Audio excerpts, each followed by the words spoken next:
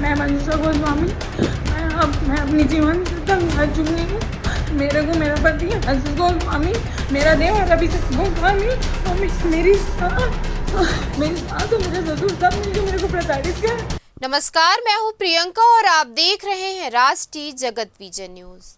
रायपुर के डीडी नगर इलाके में एक नवविवाहिता ने फांसी लगाकर जान दे दी। मंजूषा गोस्वामी की लाश कमरे में साड़ी के फंदे से लटकती मिली। फांसी लगाने से पहले मनीषा ने मोबाइल से एक वीडियो रिकॉर्ड किया है, जिसमें उसने अपने पति, देवर और सास ससुर पर लगातार प्रताड़ित करने का आरोप लगाया है। मामला डीडी नगर थाना क्षेत्र का है। बताया जा रहा है कि सुसाइड से पहले पति पत्नी के बीच टीवी बंद करने और मोबाइल रख लेने पर झगड़ा हुआ था, जिसके बाद पति कमरे से बाहर चला गया। थोड़ी देर बाद जाकर देखा तो पत्नी फंदे से लटकी थी। उसके हाथ में कटने के निशान भी थे।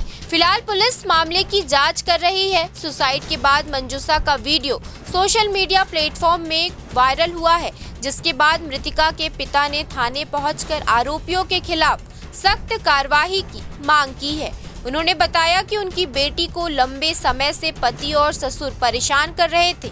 परिजनों के मुताबिक उन्होंने कई बार दामाद को समझाने की कोशिश की, लेकिन उसका रवैया नहीं बदला। पुलिस ने मर्ग कायम करके जांच शुरू कर दी है। सबका पीएम करवाकर पुलिस ने परिजनों को सौंप दिया है। फिलहाल इस खबर में इतना ही। देश प्रदेश की खबरों से अपडेटेड रहने के लिए हमारे चैनल को सब्सक्राइब करें और नए खबरों के नोटिफिकेशन के लिए बेल आइकॉन जरूर दबाएं। नमस्कार।